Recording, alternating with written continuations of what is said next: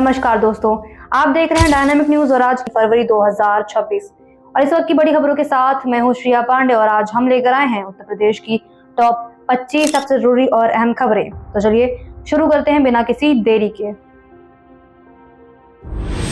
आज की पहली बड़ी खबर की बात करें तो उत्तर प्रदेश में योगी सरकार ने बड़ी कार्रवाई करते हुए 68,236 सरकारी कर्मचारियों की सैलरी रोक दी है। इन कर्मचारियों ने 31 जनवरी तक अपनी चल संपत्ति विवरण नहीं जमा की थी, इसलिए शासन ने स्पष्ट कर दिया है कि नियमों का पालन करना अनिवार्य है। जल्द ही प्रॉपर्टी डिटेल्स नहीं दी गई तो संबंधित कर्मचारियों के खिलाफ विभागीय कार्रवाई भी की जा सकती है।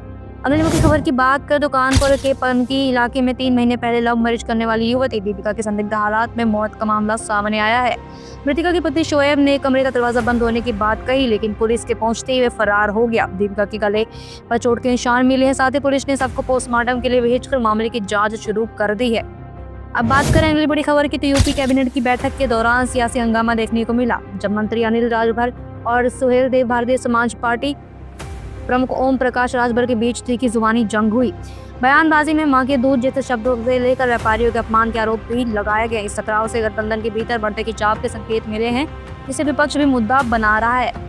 अब बात करें अगली बड़ी खबर की तो आगरा के रोहता गांव में 36 वर्षीय महिला नीलम की बेरहमी से हत्या का सनसनीखेज मामला सामने आया है। नीलम का शव घर की सीढ़ियों पर पड़ा मिला।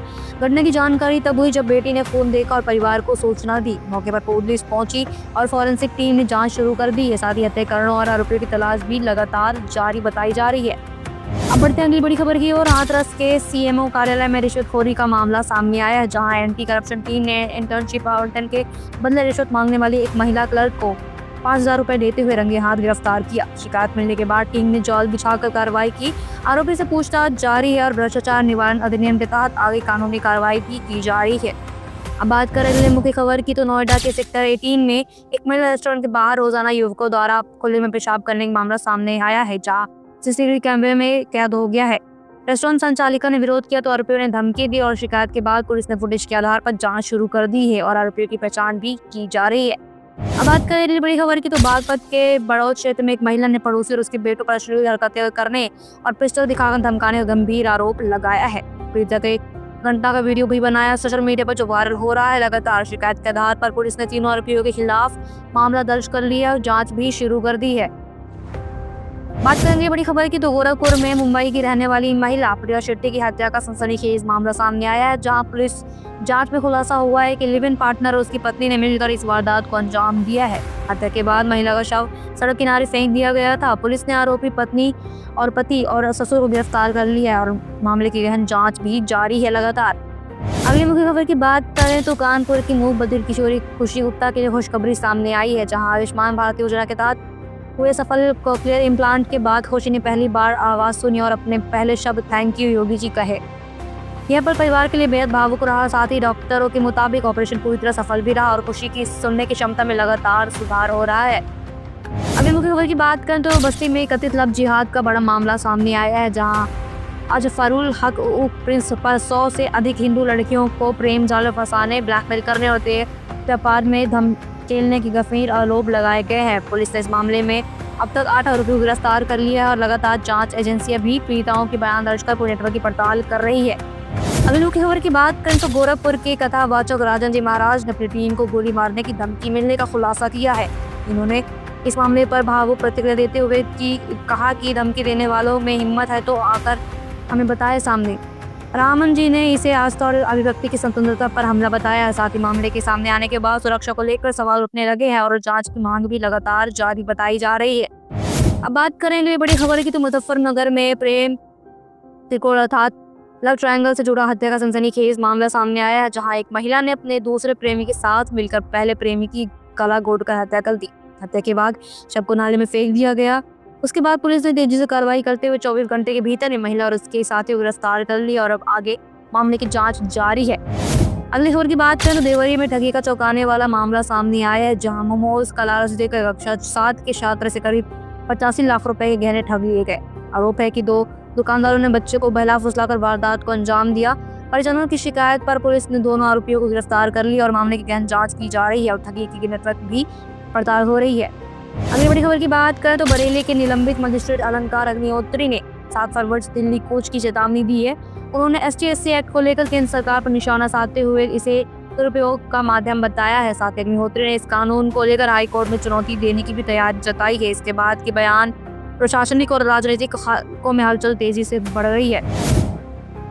अगली खबर की बात करें तो यूपी पुलिस कांस्टेबल भर्ती को लेकर बड़ा अपडेट सामने आया है, जहां 32,679 पदों के लिए लिखित परीक्षा 8, 9 और 10 जून 2026 को आयोजित की जाएगी। परीक्षा 2 शिफ्टों में कराई जाएगी। भारतीय बोर्ड ने इसकी आधिकारिक अधिसूचना जारी कर दी है। अभ्यर्थियों को परीक्षा केंद्र, शिफ्ट और अन्य दिशा निर्देशों की जानकारी समय पर वेबसाइट के माध्यम से भी दी जाएगी।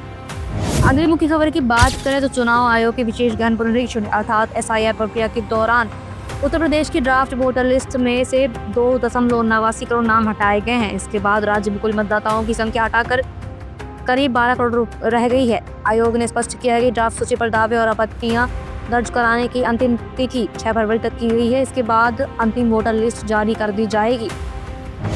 अगली खबर की बात करें तो उत्तर प्रदेश बोर्ड ने प्रैक्टिकल परीक्षाओं की अंतिम तिथि 4 फरवरी यानी कि आज तक बढ़ा दी है। कई जिलों के छात्रों को अब बची हुई परीक्षाएं पूरा करने का अतिरिक्त मौका मिला है। ये फैसला उन छात्रों के लिए राहत लेकर आया है जो समय पर प्रैक्टिकल परीक्षा नहीं दे पाए थे। बोर्ड ने स्पष्ट कर दिया है कि इस विस्तार का उद्देश्य छात्रों को बिना तनाव परीक्षा पूरी करने का अवसर देना है। उनकी तैयारियों का फायदा सुनिश्चित करना भी बताया जा रहा है। अगली मुख्य खबर की बात करें तो गाजियाबाद में फर्जी पासपोर्ट ट्रैकर का भांडाफोड़ हुआ है। जांच में पता चला है कि एक ही नंबर और पते का इस्तेमाल कर 22 पासपोर्ट बनवाए गए हैं। इस मामले में पासपोर्ट एजेंट, पोस्टमैन और एक पुलिसकर्मी को भी गिरफ्तार किया गया है। साथ ही पुलिस ने रैकेट के तारों की गहन जांच शुरू कर दी है और अब तक कई अन्य संदिग्धों की पहचान भी की जा रही है। मामले की आगे की जांच जारी है लगातार। अगली बड़ी खबर की बात करें तो मुख्यमंत्री योगी आदित्यनाथ ने जनता दर्शन कार्यक्रम के दौरान अतिक्रमणकारियों और भूमि सियाओं पर सख्त कार्रवाई के निर्देश दिए हैं। उन्होंने अधिकारियों को स्पष्ट निर्देश दिए हैं कि अवैध कब्जे और जमीन हड़पने वालों के खिलाफ तुरंत और कड़ी कार्रवाई की जाए। मुख्यमंत्री ने कहा कि राज्य में कानून और व्यवस्था बनाए रखने के लिए समझौता नहीं किया जाएगा। इस कदम से अतिक्रमण और भूमि माफियाओं के खिलाफ संदेश स्पष्ट हुआ है और जनता में सुरक्षा का भरोसा भी बढ़ा है। अब बात करें अगली बड़ी खबर की तो यूनियन बजट 2026-27 को लेकर विपक्ष के असंतोष व्यक्त किया है। उनका कहना है कि उत्तर प्रदेश और प्रयागराज के लिए कोई विशेष प्रावधान या निवेश नहीं किया गया, जबकि पूर्वोत्तर NER को रिकॉर्ड फंडिंग भी मिली थी। विपक्ष ने इसे प्रदेश की जरूरतों और विकास की अनदेखी करार दिया है। राजनीतिक हलकों में इस लेकर चर्चा तेज और विपक्ष के नेताओं ने बजट पर जोरदार आलोचना भी की है। साथ ही साथ जिससे आगामी सत्र में बहस की संभावना बढ़ गई है। अब बात करेंगे बड़ी खबर की तो मौसम अपडेट के अनुसार आज उत्तर प्रदेश के आंशिक बादल छाए रहेंगे। लखनऊ में अधिकतम तापमान 25 से 26 डिग्री और न्यूनतम 13 से 15 डिग्री रहने का अनुमान भी बताया गया है। साथ ही कुछ जिलों में हल्की बारिश की संभावना है, जिससे ठंड और बढ़ सकती है। मौसम विभाग ने चेतावनी दी है कि सुबह सांझ को कोहरा और ठंड का असर जारी रहेगा, इसलिए लोगों को सतर्क रहने और जरूरी सावधानी बरतने की सलाह भी दी जा रही है। साथ ही साथ अब बात करेंगे बड़ी खबर की तो उत्तर प्रदेश के कुछ जिलों में आज स्कूलों की छुट्टी का फैसला लिया गया है। ये कदम मौसम और स्थानीय परिस्थितियों को देखते हुए किया गया है। साथ संबंधित जिलों के सभी सरकारी और निजी स्कूलों में इस दिन पढ़ाई नहीं होगी। शिक्षा विभाग ने विभाग को और छात्रों को पहले ही सूचित कर दिया था ताकि वे योजना बना सके। इस निर्णय से छात्रों और स्कूल प्रशासन को तैयारी और कार्यक्रमों को व्यवस्थित करने में मदद मिलेगी।